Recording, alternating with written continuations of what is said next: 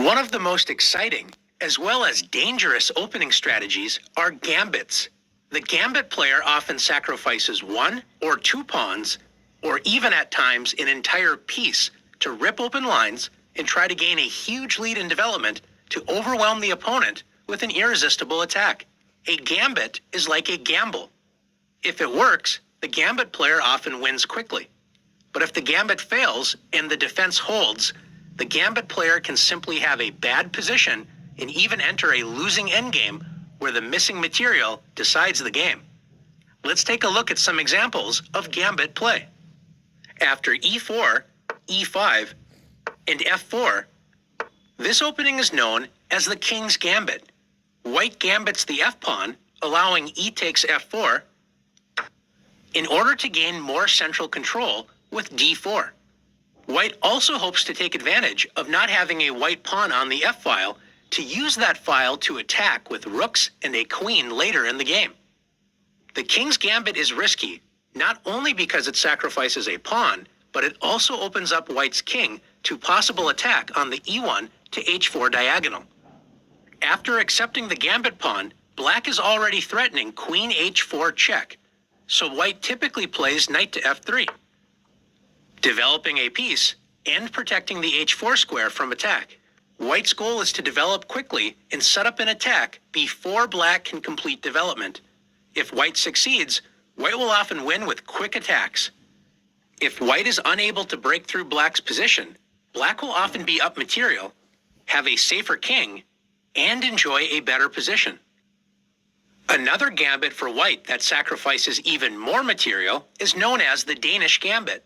It begins after d4. After e takes d4, white offers another pawn with c3.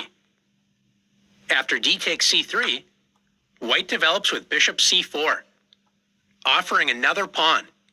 After c takes b2 and bishop b2, white has sacrificed two pawns to open the long dark squared diagonal a1 to h8.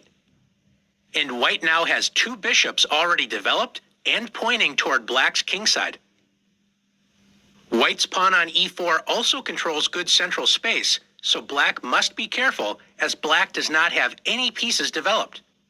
As black is so far behind in development, one popular plan is to return at least one of the gambit pawns with d5. This opens up black's light-squared bishop, and it also attracts white's bishop to d5, where it will later be attacked by knight f6. This will help black catch up in development.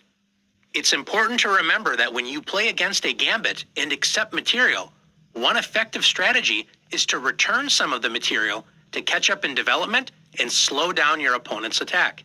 Since e takes d5 would block the light-squared bishop's attack on black's weak f7 square, and queen takes d5 would offer a trade of queens, usually not a good way to continue in attack, white usually plays bishop takes d5. And after knight f6, black's first piece is developed. Notice that black's king is overworked. It is protecting both the f7 square and the queen on d8. White has the nice deflection tactic, bishop takes f7 check. This is why gambit play can be so dangerous. When your opponent gains a lead in development, these tactics often appear. It turns out, however, that black has not blundered, because black has a clever trick prepared after king takes f7 and queen takes d8. Black loses a queen for the moment, but notice that the white queen is lined up with black's bishop and rook. Can you find a discovered attack that regains the queen for black? That's right. After bishop b4 check, black's bishop checks the king and reveals the rook's attack on white's queen. White's best move is to play queen to d2, gaining more material before the doomed queen leaves the board. After bishop takes d2 check, knight takes d2, and rook e8. The wild gambit play has settled down, where both sides have equal material in this queenless middle game.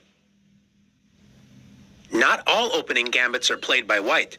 After the moves d4, knight f6, and c4, black can play the Budapest Gambit with the move e5. This move opens up lines for the dark-squared bishop and queen and also attacks white's center. If white wants to fight for an opening advantage, white should accept the Budapest Gambit with d takes e5. Accepting the gambit and attacking black's knight. Black now focuses on attacking the e5 pawn, starting with knight to g4. After bishop f4, knight c6, and knight f3, both sides have been developing pieces to fight for the e5 square.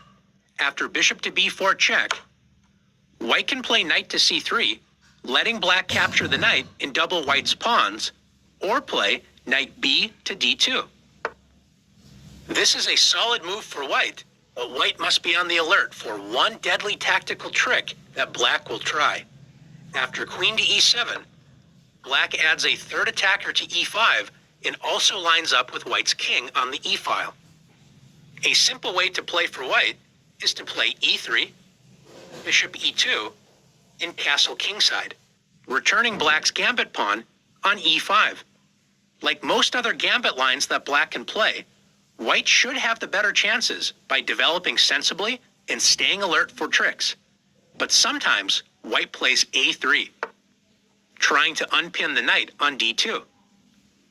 Black now has the surprising knight g takes e5, completely ignoring white's threat. White will still be just fine after knight takes e5 and playing e3. But if white insists on capturing black's bishop with a takes b4, black can now win the game in one move. Can you see how? That's right, with the smothered mate, knight to d3 check. The pawn on e2 is pinned, and the king is smothered by its own pieces. You've now learned some typical gambit openings